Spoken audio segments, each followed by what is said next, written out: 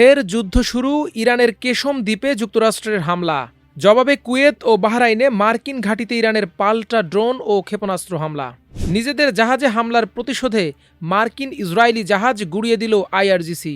Mostafa Khamenei জীবিত ও রাষ্ট্রীয় কর্মকাণ্ডে আরও সক্রিয়, মন্তব্য মার্কিন পররাষ্ট্রমন্ত্রীর। চীন পাকিস্তান সীমান্ত নিয়ে দুশ্চিন্তায় ভারত, কিনছে আরও শতাধিক রাফায়েল যুদ্ধবিমান। খুচরা পর্যায়ে বিদ্যুতের দাম বাড়তে পারে 15 থেকে 20%। শিশুর আমিসার ঘাতক সোহেল ও তার স্ত্রী আদালতে, আত্মপক্ষ সমর্থনে শুনানি আজ। আন্তর্জাতিক মহলের চলমান ভঙ্গুর যুদ্ধবিরতি ও তীব্র কূটনৈতিক তৎপরতার তোয়াক্কা না করেই ইরানের অভ্যন্তরে আবারও নতুন করে বড় ধরনের সামরিক হামলা চালিয়েছে মার্কিন যুক্তরাষ্ট্র। মার্কিন সশস্ত্র বাহিনীর দাবি অনুযায়ী পারস্য উপসাগরের কৌশলগত হরমুজ প্রণালীতে অবস্থিত ইরানের কেশম দ্বীপে তারা এই বিশেষ আত্মরক্ষামূলক সামরিক অভিযান পরিচালনা করেছে। মার্কিন এই ক্ষেপণাস্ত্র হামলার পরপরই দ্বীপটির বিভিন্ন সামরিক ও কৌশলগত এলাকায় দফায় দফায় শক্তিশালী বিস্ফোরণের খবর নিশ্চিত করেছে ইরানের স্থানীয় গণমাধ্যমগুলো। বুধবার এই বর্বরোচিত আগ্রাসনের জবাবে কুয়েত ও বাহরাইনে অবস্থিত মার্কিন ঘাঁটিতে পাল্টা ক্ষেপণাস্ত্র ও ড্রোন হামলা চালিয়েছে তেহরানও। এর মধ্য দিয়ে পুরো মধ্যপ্রাচ্য জুড়ে নতুন করে যুদ্ধের তীব্র উত্তেজনা ছড়িয়ে পড়েছে। ইরানের কেশম দ্বীপে যুক্তরাষ্ট্রের সামরিক হামলার পর পাল্টা প্রতিক্রিয়া হিসেবে কুয়েত ও বাহরাইনে অবস্থিত মার্কিন সামরিক স্থাপনাগুলোকে লক্ষ্য করে হামলা চালানোর দাবি করেছে ইরানের Islamic revolutionary guards corps IRGC. তাদের দাবি অনুযায়ী কেশম দ্বীপে মার্কিন হামলার জবাবে তারা কুয়েত ও বাহরাইনে অবস্থিত মার্কিন ঘাঁটি এবং সংশ্লিষ্ট সম্পদের ওপর আক্রমণ চালায়। এর সত্যতা স্বীকার করে যুক্তরাষ্ট্রের সেন্ট্রাল কমান্ড সেন্টকম জানিয়েছে, ইরান থেকে উৎক্ষেপণ করা একটি ড্রোন বহর কুয়েতে অবস্থানরত মার্কিন বাহিনীকে লক্ষ্য করে হামলার চেষ্টা করেছিল। এ সময় কুয়েত ও বাহরাইনের বিভিন্ন এলাকায় বিমান হামলার সতর্ক সংকেত বেজে ওঠার খবর পাওয়া গেছে, যা অঞ্চল জুড়ে উত্তেজনা আরও বাড়িয়ে দিয়েছে। ইরানের রাষ্ট্রীয় সংবাদ মাধ্যম মেহের নিউজ এজেন্সি জানিয়েছে, কেশম শহরে বিস্ফোরণের শব্দ শোনা গেছে। ঘটনার প্রকৃত কারণ অনুসন্ধানে তদন্ত চলছে। সম্ভাব্য যে কোনো হামলা মোকাবেলায় তাদের সশস্ত্র বাহিনী প্রস্তুত রয়েছে। একই সঙ্গে দেশটি সতর্ক করে বলেছে, সংঘাত আরও বিস্তৃত হলে কঠোর প্রতিক্রিয়া জানানো হবে। ওমান সাগরে একটি ইরানি বাণিজ্যিক জাহাজের ওপর যুক্তরাষ্ট্র ইসরায়েলের হামলার প্রতিশোধ নিয়েছে তেহরান। ইরানের ইসলামিক রেভলিউশনারি গার্ডস কর্পস আইআরজিসির নৌ শাখা জানিয়েছে, যুক্তরাষ্ট্র ও ইসরায়েলের সঙ্গে সংশ্লিষ্ট বিশাল মালবাহী জাহাজ এমএসসি সারিস্কায় ক্রুজ ক্ষেপণাস্ত্র দিয়ে হামলা চালিয়েছে তারা। আইআরজিসির নৌবাহিনীর জনসংযোগ বিভাগ মঙ্গলবার জানায়, ইরানি বাল্ক ক্যারিয়ার লিয়ান স্টারের ওপর মার্কিন সামরিক বাহিনীর হামলার জবাব হিসেবে এই হামলা চালানো হয়েছে। আইআরজিসির দাবি অনুযায়ী পানামার পতাকাবাহী এমএসসি সারিস্কা ইরাকের জলসীমার নিকটবর্তী এলাকায় লক্ষ্যবস্তুতে পরিণত হয় এবং এতে বড় ধরনের বিস্ফোরণ ঘটে। একই সঙ্গে আইআরজিসির নৌবাহিনী সতর্ক করে বলেছে, অঞ্চলে মার্কিন বাহিনীর যে কোনো নতুন আগ্রাসনের জবাব দৃঢ় ও নির্ণায়কভাবে দেয়া হবে। বিবৃতিতে আরও বলা হয়, গত শুক্রবার মার্কিন বাহিনী লিয়ান স্টার জাহাজের ইঞ্জিন রুমে AGM-114 হেলফায়ার ক্ষেপণাস্ত্র নিক্ষেপ করে, যার ফলে জাহাজটি অচল হয়ে পড়ে।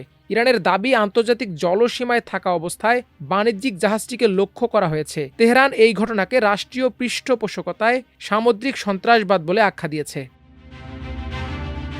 মার্কিন পররাষ্ট্রমন্ত্রী মার্কো রুবিও বলেছেন, ইরানের সর্বোচ্চ নেতা মোস্তফা খামেনি জীবিত আছেন এবং দেশটির রাষ্ট্রীয় কর্মকাণ্ডে ক্রমশ আরও সক্রিয় ভূমিকা পালন করছেন। ওয়াশিংটন ও তেহরানের মধ্যে সাম্প্রতিক সামরিক উত্তেজনা ও কূটনৈতিক অনিশ্চয়তার মধ্যে তিনি এ মন্তব্য করেন। সম্প্রতি মার্কিন কংগ্রেসে সাক্ষ্য দিতে গিয়ে রুবিও বলেন, মোস্তফা খামেনি জীবিত রয়েছেন এবং ইরানের রাজনৈতিক ও কৌশলগত যোগাযোগ ব্যবস্থায় তার সম্পৃক্ততা বাড়ছে। তিনি বলেন, চলতি বছরের শুরুতে মার্কিন হামলায় সাবেক সর্বোচ্চ নেতা আলী খামেনি নিহত হওয়ার খবরের পর ইরানের নেতৃত্ব কাঠামোয় যে পরিবর্তন এসেছে, এটি তার প্রতিফলন।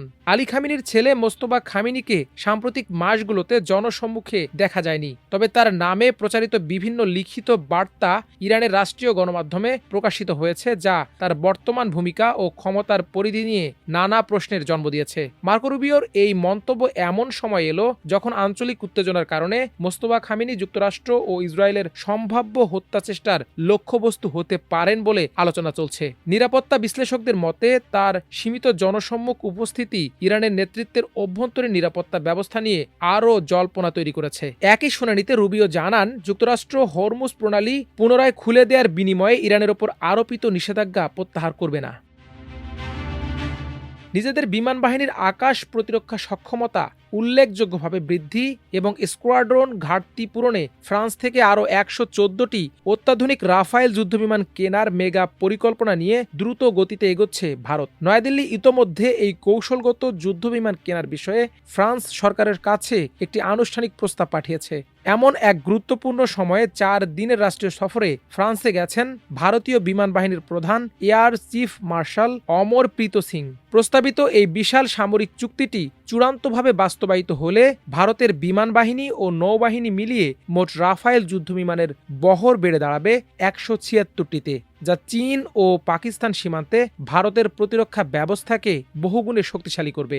ভারতীয় সংবাদ মাধ্যম এনডিটিভির এক প্রতিবেদনে বলা হয়েছে, ভারতের পাঠানো আনুষ্ঠানিক প্রস্তাবের প্রেক্ষিতে এখন ফ্রান্সের সরকার যুদ্ধবিমানের মোট মূল্য, দাসো এভিয়েশনের বার্ষিক উৎপাদন সক্ষমতা এবং দীর্ঘমেয়াদী লজিস্টিক বা প্রযুক্তিগত সহায়তা সংক্রান্ত বিস্তারিত তথ্য ভারতকে আনুষ্ঠানিকভাবে জানাবে। আগামী 2 থেকে 3 মাসের মধ্যে ফ্রান্সের কাছ থেকে এই সংক্রান্ত চূড়ান্ত জবাব পাওয়ার আশা করছে নয়াদিল্লি এবং এরপরেই দুই দেশের উচ্চ পর্যায়ের কর্মকর্তাদের মধ্যে আনুষ্ঠানিক দর কষাকষি শুরু হবে। প্রতিরক্ষা দপ্তরের কর্মকর্তাদের দৃঢ় ধারণা, দ্বিপাক্ষিক আলোচনা ঠিকঠাক এগোলে আগামী বছরের মধ্যেই এই মেগা চুক্তিটি সম্পন্ন হবে।